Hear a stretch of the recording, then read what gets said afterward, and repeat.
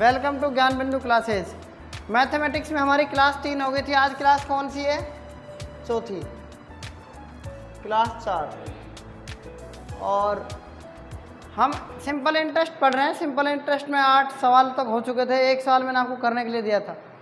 तो एग्जाम्पल 9 है, इसमें पढ़ो इस सवाल को। 375 रुपये की धनराशि है, उसका साधारण ब्याज 75 रुपये बढ़ जाता है। कितना हो जाता है? बढ़ जाता है। जब ब्याज की दर 5% वार्षिक बढ़ाई जाती है तब समय ज्ञात करना है आपको।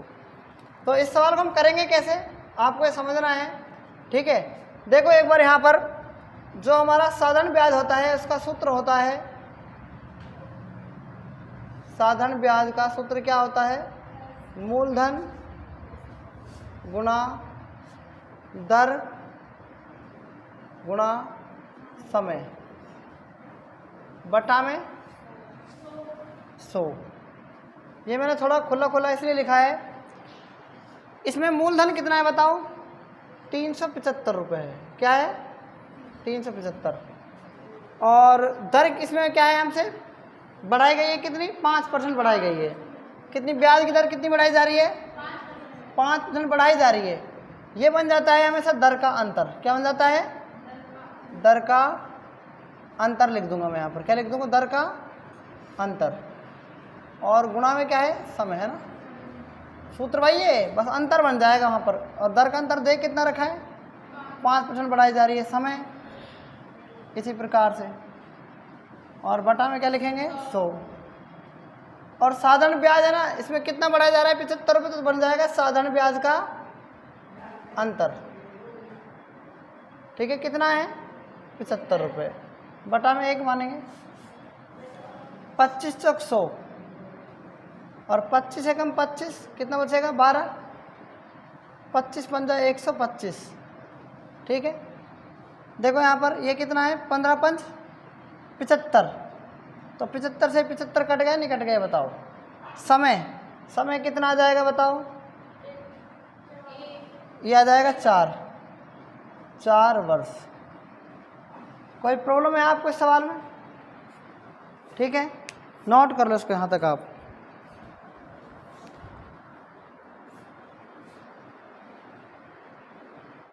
क्वेश्चन नंबर 10 पढ़िए। साधारण ब्याज की 8% की वार्षिक दर से एक धनराशि कितने समय में स्वयं की 3 गुनी हो जाएगी? स्वयं की कितनी गुनी हो जाएगी? 3 गुनी हो जाएगी। देखो आप इस सवाल को करने को कैसे कर सकते हैं, मैं आपको इनको 3 तरीके से बताऊंगा। पहला तरीका, ठीक है, दूसरा तरीका और यहाँ पर नीचे तीसरा तरीका। ठीक है, आप इन तीनों तरीकों से देख लेना। पहला तरीका क्या है? साधारण ब्याज की 8% की वार्षिक दर से एक धनराशि कितने समय में स्वयं की कितनी गुनी हो जाएगी? स्वयं की 3 गुनी हो जाएगी। तो देखो पहला तरीका क्या है इसका? पहला तरीका तो मैंने कहा था ना, 1/8 लिखेंगे आप। क्या लिखेंगे? 1/8। 8% है तो क्या लिखेंगे? 1/, लिखेंगे नहीं लिखेंगे? और गुणा में क्या कर देंगे? 100 कर देंगे। अगर ये 3 गुनी है ना तो ये क्या हो जाएगी? यहाँ पर नीचे 2 गुनी होगी कि नहीं होगी आप बताओ? पता लग गया कैसे जाएगी? 2 एकम 2, 2 चौक 8। 1/4 क्या होता है? 100 का 25% होता है। कितना होता है?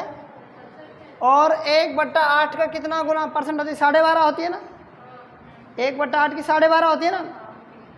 तो 3 गुनी की जगह मतलब 2 दुगना करना है, मतलब उसको, उस परसेंटेज को। तो 1/12 का दुगना 25 होता है। तो समझ में आ गया होगा। दूसरा तरीका क्या है? ये खुद की 3 गुनी हो रही है। मान लो अगर मूलधन है और मूलधन की कितनी? मिश्र धन। कितना हो रहा है मिश्र धन? 1 है तो मिश्र धन कितना हो रहा है? 3 गुना। बात आ गई समझ में?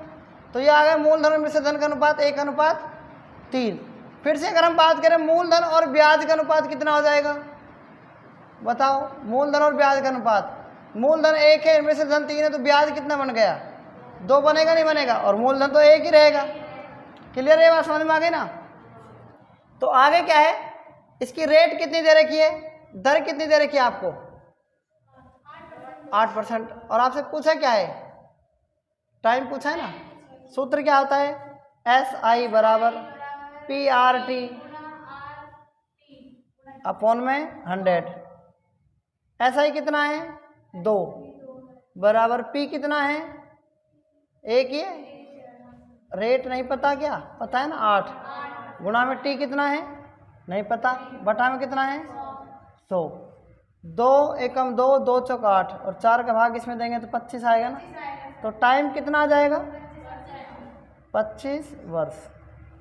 और जब भी आपको याद ना रहे तो तीसरा तरीका मैं आपको बता रहा हूँ, ठीक है, जब भी आपको याद ना रहे तो बात वही है, वैसे पहला वाला तीसरा तरीका है इसमें, आ रही बात समझ में, ठीक है। n-1 अपॉन में अगर टाइम पूछा तो नीचे रेट आ जाएगी और रेट पूछे तो टाइम आ जाएगा, बस ये इसका फॉर्मूला है, ठीक है।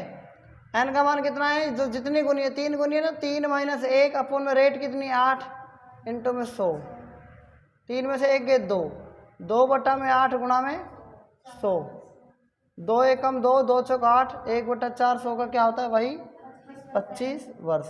परसेंट नहीं आएगा क्योंकि इसमें वर्ष मतलब टाइम पूछा है, क्लियर है, नोट करो यहाँ तक।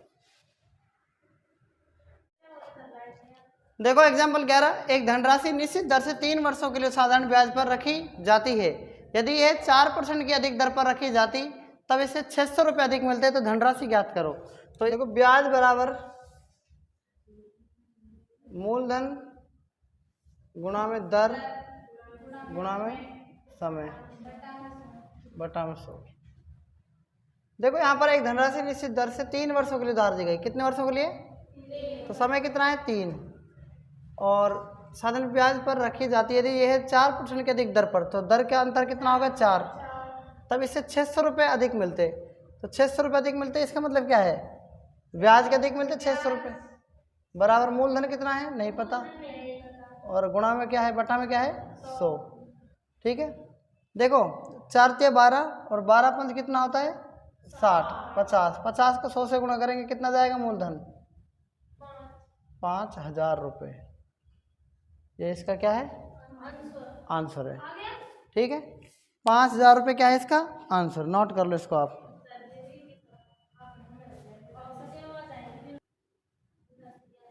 देखो एग्जाम्पल नंबर 12, इसका सॉल्यूशन, एक निश्चित धनराशि 3 वर्षों में 550 तथा 4 वर्षों में 650 रुपये हो जाती है, तो धनराशि ज्ञात करनी है इसकी, ठीक है।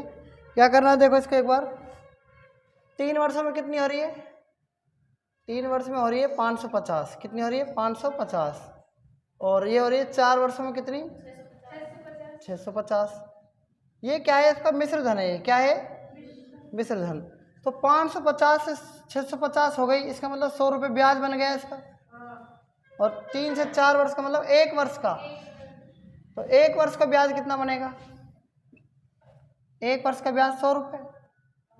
अगर मैं बात करूं तो 3 वर्ष का ब्याज कितना बनेगा, 3 वर्ष का ब्याज 100 को 3 से गुणा कर लेंगे तो आ जाएगा ये 300 रुपये, ये तो क्या है ब्याज,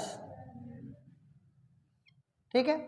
अगर मैं बात करूं, इसमें हमसे पूछा है धनराशि, और धनराशि का मतलब क्या होता है मूलधन, धनराशि का मतलब क्या होता है मूलधन ही होता है ना, तो जो ये 550 रुपये है 3 वर्ष का, मतलब ये क्या है मिश्र धन था, कितना था मिश्र धन।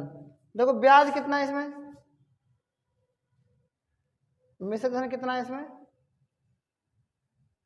मिश्र धन इसमें कितना है 3 वर्ष का 550, आप बताओ इसमें ब्याज कितना है, 3 वर्ष का ब्याज निकाल दिया ना 300 रुपये, तो आप मुझे बताओ मूलधन में कितना जोड़ें कि ये 550 हो जाए, तो मिश्र धन बनता है ना, तो 200 रुपये क्या जाएगा मूलधन ही तो बचेगा, बताओ समझ में आया कि नहीं आया,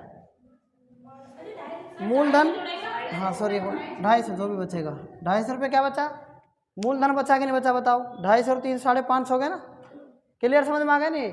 देखो 3 वर्ष का जो ये है धनराशि है 550, मतलब मिश्र धन बन रहा है, 4 वर्ष का बन रहा है 650, तो 550 से 650 में क्या जाएगा 100 रुपये ब्याज बन गया नहीं बन गए, बन गया ना, तो 1 वर्ष का ब्याज 100 है, तो 3 वर्ष का कितना है 300 रुपये हो गया ना ये ब्याज यहाँ पर। तो बताओ 3 वर्ष का मिश्र धन कितना था 550, जब मिश्र धन 550 तो ब्याज कितना 300, तो मूलधन बच गया 250।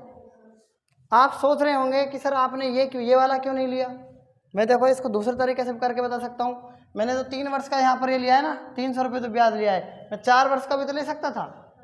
तो देखो 3 वर्ष का मतलब क्या है, मिश्र धन कितना है 550, 4 वर्ष का कितना है मिश्र धन 650, 1 वर्ष का ब्याज कितना बनेगा, 1 वर्ष का ब्याज कितना है 100 रुपये, तो 4 वर्ष का कितना बन जाएगा ब्याज 400 रुपये। 4 वर्ष का तो इंटरेस्ट है वो कितना आया है, सिंपल इंटरेस्ट कितना आया है 400, ठीक है।